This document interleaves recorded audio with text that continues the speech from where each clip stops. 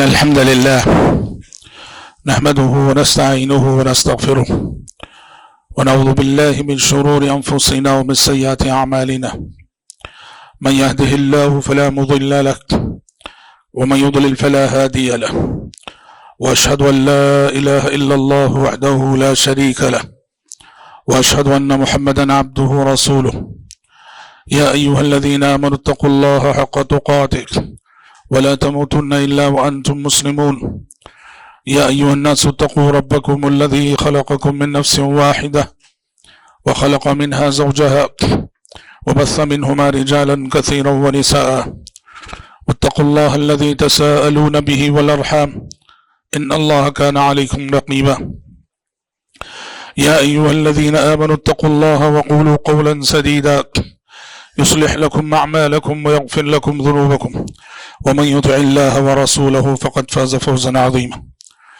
أما بعد فإن خير الحديث كتاب الله وخير الهدي هدي محمد صلى الله عليه وسلم وشر الأمور محدثاتها وكل محدثة بدعة وكل بدعة ضلالة وكل ضلالة في النار.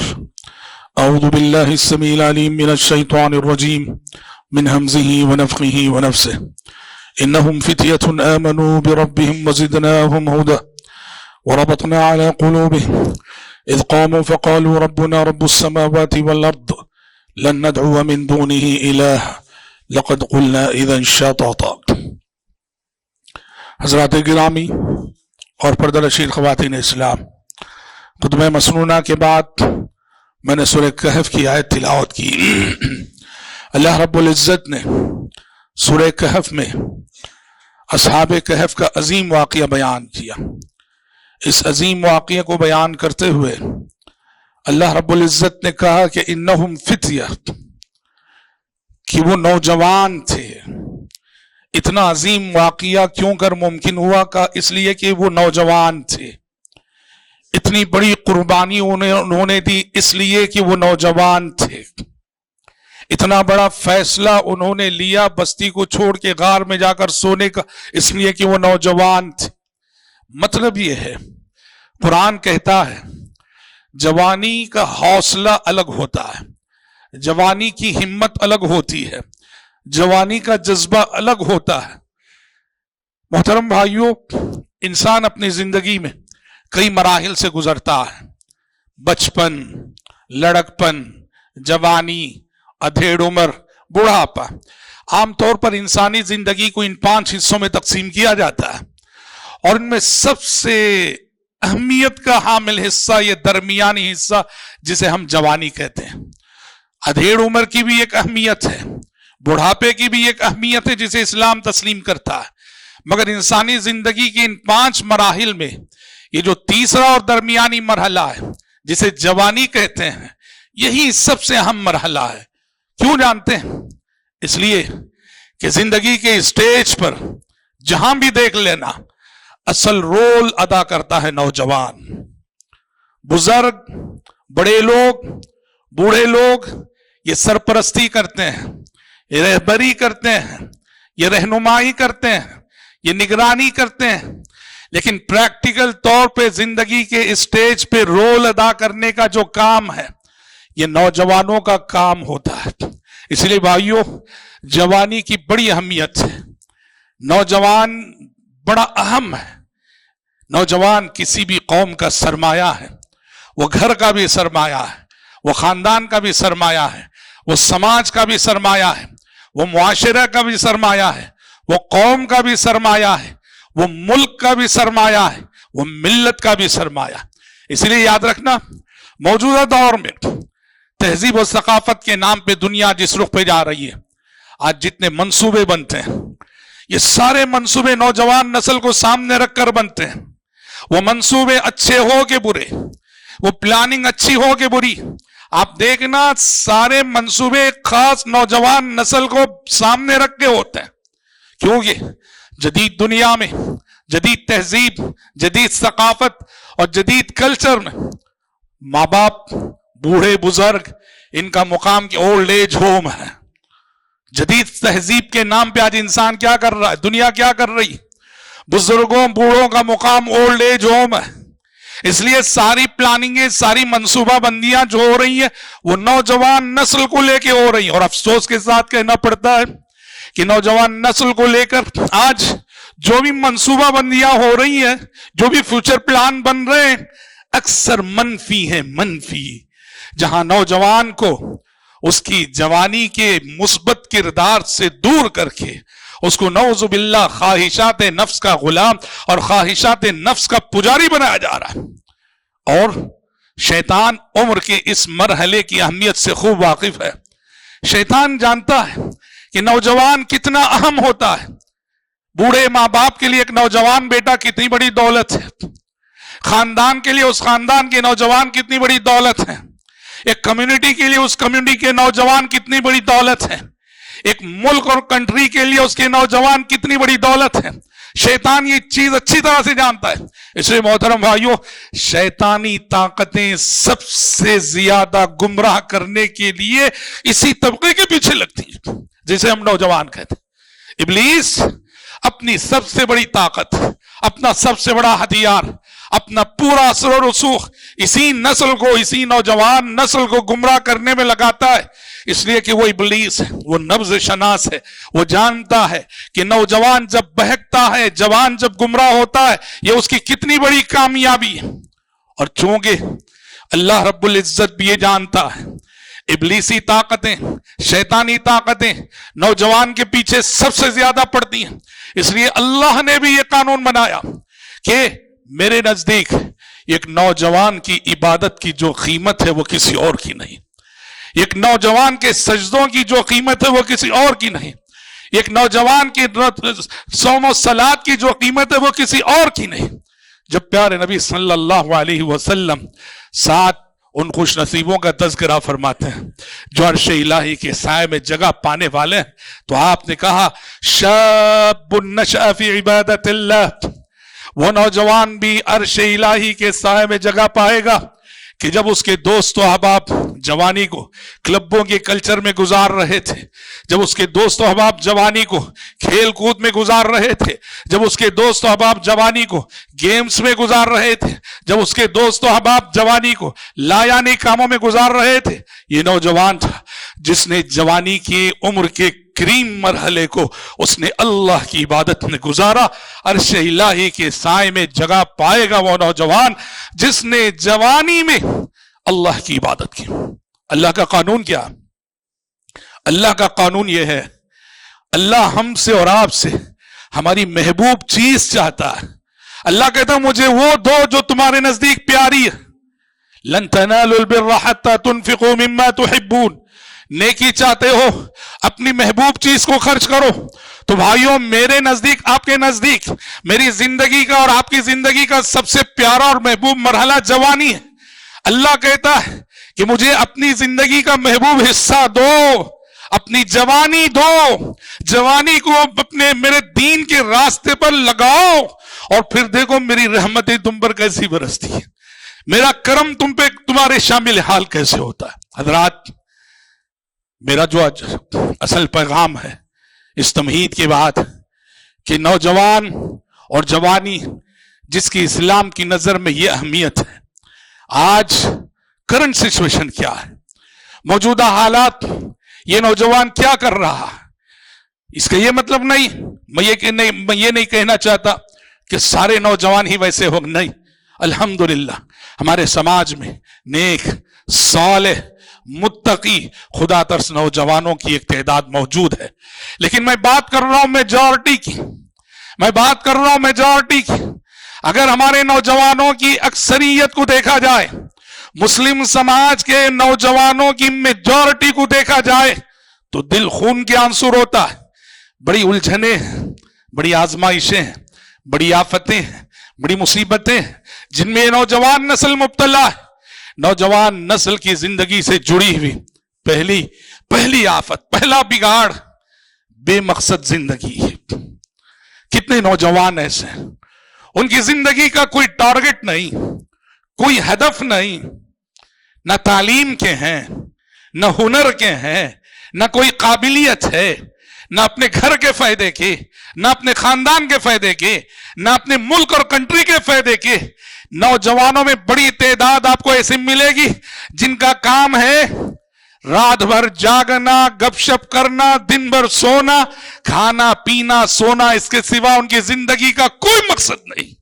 अकबर इलाहाबादी ने जदीद नौजवान जिसको जदीद तहजीब ने बनाया है उस पर तनकीद करते हुए अकबर इलाहाबादी जो मशहूर शायर, उन्होंने कहा था, हुए इस कदर मुहज्जब कभी घर का मुंह न देखा, हुए इस कदर मुहज्जब कभी घर का मुंह न देखा, कटी उम्र होटलों में मरे अस्पताल जाकर। ये हमारे नौजवान नस्ल की तस्वीर है, ये हमारे नौजवान नस्ल की सूरत हाल है। और मोहतरम भाइयों, ये बेमकसद जवानियां, ये बेमकसद जिंदगियां, बगैर हदफ और बगैर टारगेट के जीने वाले नौजवान समाज के लिए बोझ है, बूढ़े माँ बाप के लिए बोझ है, खानदानों के लिए बोझ है, अपने शहर, अपने मोहल्ले, अपनी कंट्री के लिए बोझ। ये अपने कौम, कबीले, खानदान, कंट्री का कैपिटल और सरमाया कब बनेंगे? जब वो अपनी कम्युनिटी के हक में नफा बख्श बने, फायदा पहुंचाने वाले बनेंगे। हजरात, नौजवान नस्ल में जो बिगाड़ पाया जाता है उस बिगाड़ का दूसरा बड़ा मजहर है जदीद नौजवान नस्ल में पाई जाने वाली जिनसी बेराहरवी। जिनसी बेराहरवी यानी सेक्स के मामले में जो बेराहरवी, ये तो क्या कहें। इश्क और मोहब्बत आज एक एक नौजवान की जिंदगी की कहानी है। इश्क और मोहब्बत आज हर नौजवान की जिंदगी का किस्सा है। लाइफ स्टाइल है आज। क्या लाइफ स्टाइल है? तर्ज जिंदगी है आज कि हर लड़के की एक गर्लफ्रेंड होनी चाहिए और हर लड़की का एक बॉयफ्रेंड होना चाहिए। ये कल्चर बन गया है। और हद तो ये है, बेशर्मी की हद ये है कि ये हमारा लड़का अपने माँ बाप के सामने अपने घर में अपनी गर्लफ्रेंड को बुलाता है, माँ बाप खामोश रहते हैं। और हम में से शायद किसी के घर में यह भी होता है कि लड़की अपने बॉयफ्रेंड को बुलाती है, माँ बाप खामोश रहते हैं। ये तहजीब बन गई है। बुराई को बुराई समझने का एहसास भी जाता रहा है। ला हौला वला कुव्वता इल्ला बिल्लाह। और आगे बढ़कर फितरत से बगावत देखो, फितरत से बगावत देखो।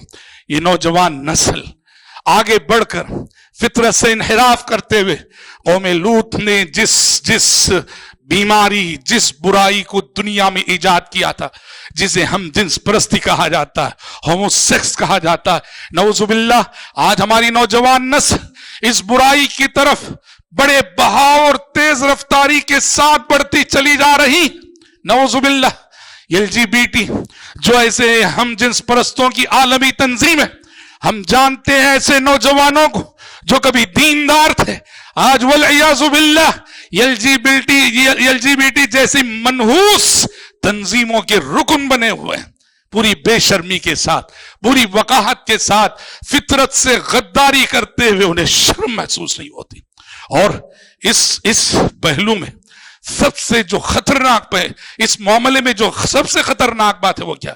ये इश्क और मोहब्बत और ये होमोसेक्स, हम जिन्स परस्ती, इस रास्ते से हमारी नौजवान नस्ल जिस तेजी से इर्तिदाद की तरफ बढ़ती जा रही, अल्लाह अल्लाह, हम आंख बंद कर लें तो हमें कुछ नजर नहीं आएगा।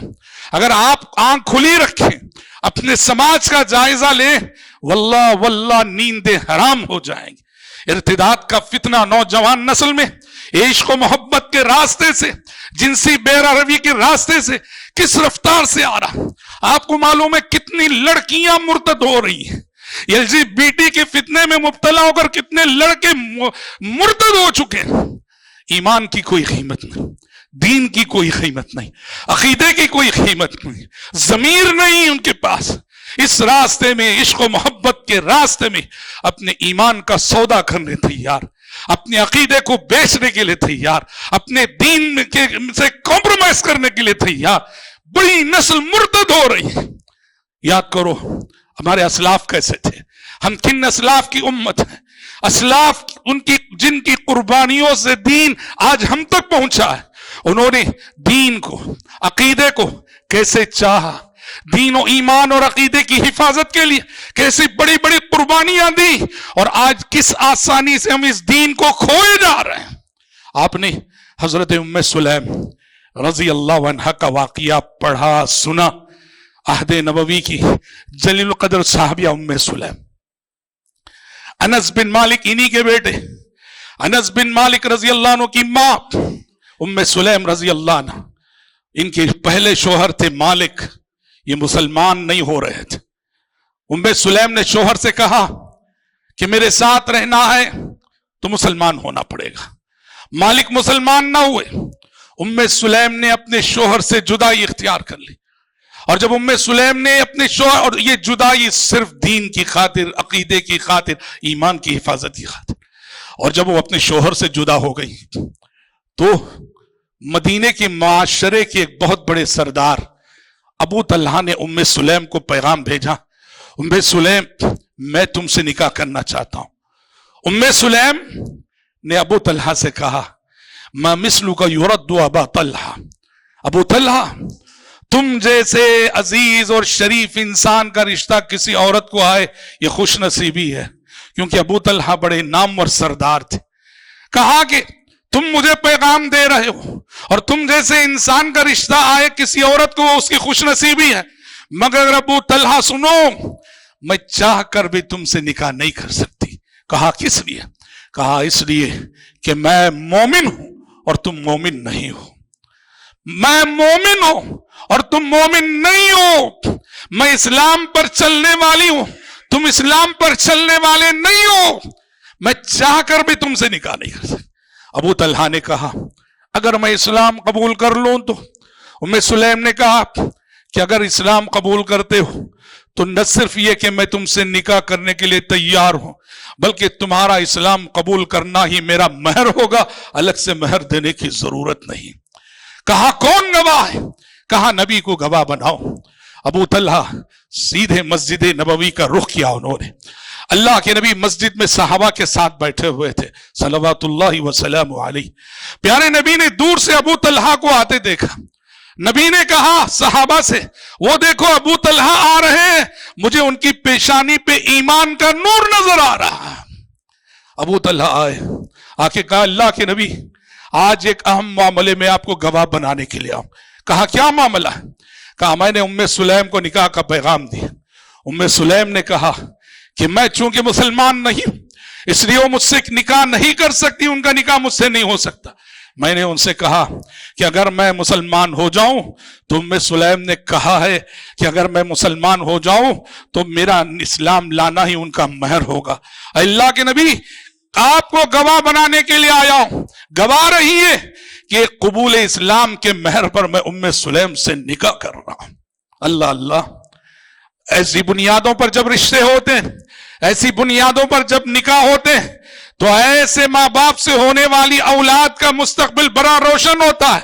रावी हदीस कहते हैं मैंने देखा कि इन दोनों की निकाह के बाद इनसे जो नस्ल चली, बड़े बड़े उलमा मुहद्दिसीन पैदा हुए उस नस्ल। अल्लाह अकबर। सवाल यह है हमारे असलाफ ने ऐसी कुर्बानियां देकर दीन और अकीदे की अमानत को हम तक पहुंचाया है, जिसे आज हमारी नौजवान नस्ल बड़ी आसानी से खोई जा रही है। और हजरात, ये जो शादी से पहले नौजवानी की जिंदगी में नौजवान जिस बेरारवी का शिकार हो रहा है, जिन गलत आदतों का शिकार हो रहा है, उसके नुकसानात उसकी अपनी फैमिली और पर्सनल लाइफ में क्या होते हैं जानते हैं? पहला नुकसान तो ये कि उसकी फैमिली लाइफ सक्सेस नहीं होती। उसकी जब शादी होती है तो शादी से पहले की गलत आदतें शादी के बाद की जिंदगी को मुतासिर करती। शादी उसे खुशियां नहीं देती, इसलिए कि गैर फितरी काम करके वो सब खुशियां खो चुका। आज शादी से उसे खुशी नहीं मिलती, इज़्दिवाजी जिंदगी से उसे सुकून नहीं मिलता। कुरान ने, रब के कलाम ने कहा कि वमिन आयाती अन खलक़ लकुम मिन अनफुसिकुम अज़वाजा लितस्कुनू इलैहा।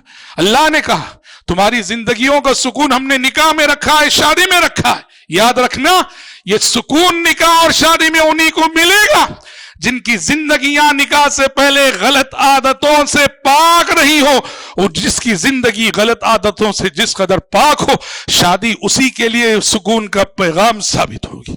और दूसरी बात, शादी से पहले की गलत आदतें हमारे नौजवानों की सेहत को बिगाड़ती हैं। नौजवान शादी की उम्र को पहुंचता है تو اس کے جسم میں 100 بیماریاں رہتی ہیں. 100 بیماریاں لے کے شادی کرتا ہے. اس سے سوچو کہ خود اس کی اپنی لائف پہ کتنا اثر پڑتا ہے, اس کی ہونے والی اولاد پہ کتنا اثر پڑتا ہے. اپنی خواہشات کی وجہ سے وہ اپنی آنے والی نسلوں پہ کتنا ظلم کر رہا ہے. نعوذ باللہ. حضرات, یہ بڑا ہی یعنی دردناک موضوع ہے. نوجوان نسل کی بے راروی جب ہم گفتگو کرتے ہیں تو پھر فارسی کا وہ شعر یاد آتا ہے کہ تن ہما داغ داغ شد پمپا کجا کجا نہم. یہ وہ جسم ہے جو سر سے پیر تک زخموں سے چور ہے, آخر ہم مرہم کہاں کہاں رکھیں. ہم نے شاید اسی ممبر سے کسی جمعے کہا تھا, ہماری نوجوان نسل کی بے راروی اور بگاڑ کا ایک بہت بڑا مظہر کیا ہے؟ ہاں, ڈرگس کا فتنہ. ڈرگس جو آفتوں کی آفت ہے, مصیبتوں کی مصیبت ہے. حکومتیں پریشان, خاندان پریشان, سماج پریشان, معاشرہ پریشان.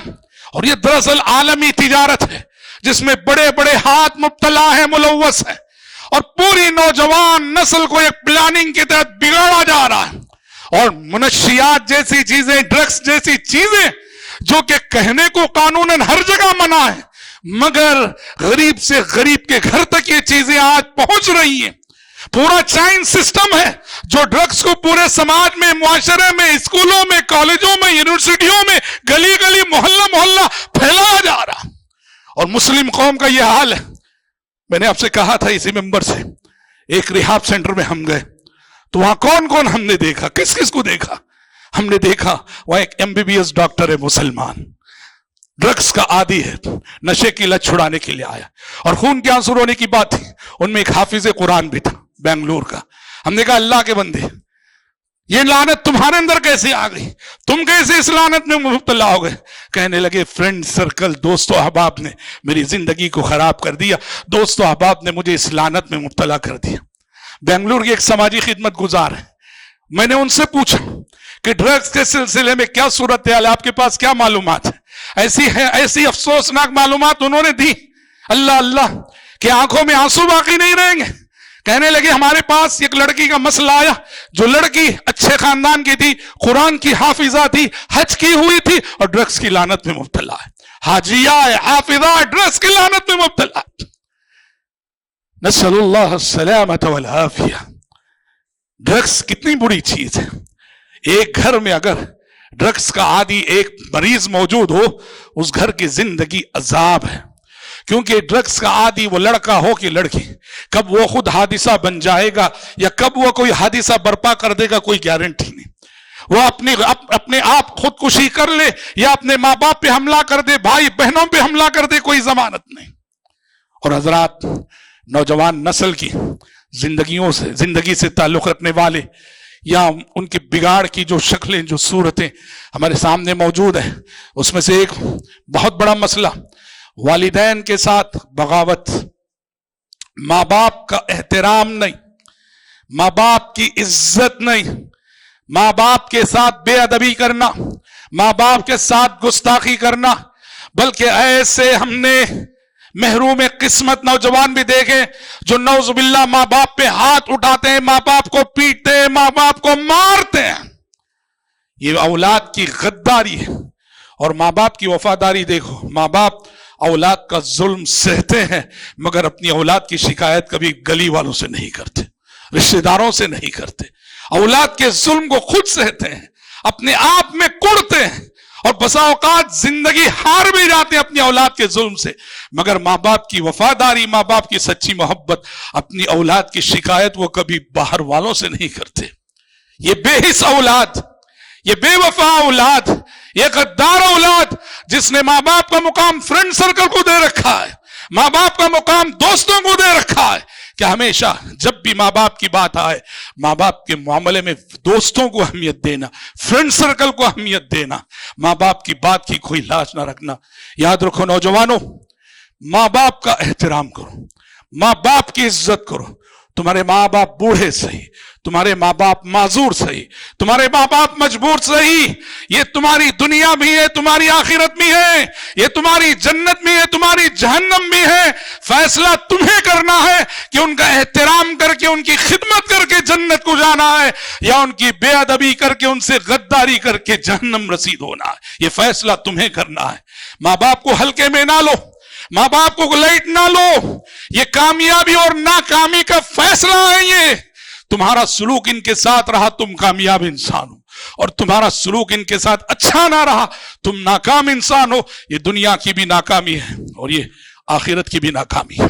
हजरात, किस्सा मुख्तसर ये, नौजवानों की जिंदगी से ताल्लुक रखने वाले बिगाड़ के मज़ाहिर बहुत है। ये बतौर नमूना चंद मिसालें या चंद मज़ाहिर मैंने आपके सामने पेश किए हैं। हम सबको मिल बैठकर सोचना है कि इस बिगाड़ का तदारुक कैसे करें। तदारुक की बहुत सारी सूरतें हैं। दो चार बातें बताकर मैं अपनी गुफ्तगू को खत्म करता हूं। सबसे पहली और अव्वलीन जिम्मेदारी माँ बाप पर आयद होती। माँ बाप तरबियत का हक अदा करें। माँ बाप मुआशरे का मेंबर, हर रुकन बनने वाला हर नौजवान वो माँ की गोद से ही निकल के आता है, माँ की गोद के मदरसे से फारिग हो के आता है। पहली गलती माँ बाप करते हैं नौजवानों के बिगाड़ में कि वो उनको सही तरबियत की दौलत से ना नवाजें। माँ बाप अगर तरबियत का हक कमा हक अदा करें, माँ बाप की तरबियत में अल्लाह ने वो ताकत दी है कि वो अल्लाह नौजवान घर की तरबियत के बल पर अल्लाह के फजल से घर के बाहर के हजार फितनों से मुकाबला कर लेता है। आज जिन नौजवानों को आप दीन के रास्ते पर देखते हैं, देख लेना कि वो आज दीन के रास्ते पर इसलिए हैं कि उनका फैमिली बैकग्राउंड उनको इतना मजबूत मिला, माँ बाप की तरबियत ने उनको इतना सहारा दिया कि आज वो फितनों के माहौल में रहते हुए भी अपने आप को फितनों से बचाए हुए हैं। माँ बाप की अव्वलीन जिम्मेदारी बनती है लाड़ अपनी जगह, प्यार अपनी जगह, तरबियत के तकाजे अपनी जगह। प्यार और लाड़ को बाद में रखिए, तरबियत को मुकद्दम रखिए। बचपन ही से अपने बच्चों की गलतियों पे नजर रखो और सलीके से, मोहब्बत से, प्यार से उन्हें समझाने की कोशिश करो। ये नहीं अभी तो बच्चा है, अभी तो बच्चा है, अभी तो बच्चा है, हर गुनाह को करने दो, हर गलत काम को करने दो। यही रवैया है जो बच्चों को बिगाड़ता है, नस्लों को बिगाड़ता है। तो माँ बाप की अव्वली जिम्मेदारी। और दूसरी बात, नौजवानों की शादी करने में जल्दी करो, वो लड़के हो के लड़कियां। आप जानते हैं मुआशरे में खराबी कब फैलती है? औरत शादी की उम्र को पहुंची हुई बगैर शोहर के हो, लड़का शादी की उम्र को पहुंचा हुआ बगैर बीवी के हो। समाज में अखलाकी बुराइयां फैलने का यह हम सबब है।